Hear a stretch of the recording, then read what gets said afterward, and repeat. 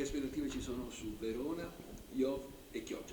Beh, ottime, tre cavalli di razza, lo posso dire, tre cavalli di razza e quindi ancora sanità in prima linea, sanità leader a livello nazionale, continueremo con qualità e risposte ai cittadini. Su Verona in particolare quali sono le aspettative?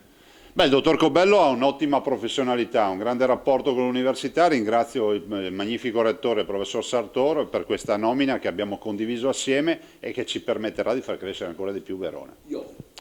Guardi, non è un'insegna, è un biglietto da visita, per noi è la rete oncologica veneta, il nostro centro tumori crescerà sempre di più, l'ho affidato al dottor Mantoan che saprà riconsegnarmelo ristrutturato dopo questo anno di lavoro. Chioggia assolutamente non in secondo piano.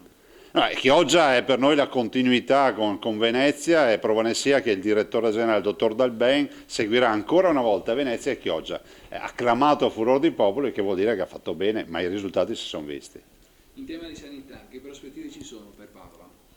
Beh, prospettive ottime, visto e considerato che confermiamo l'ospedale, si conferma il finanziamento e vogliamo procedere su questa strada. Padova avrà il suo policlinico universitario.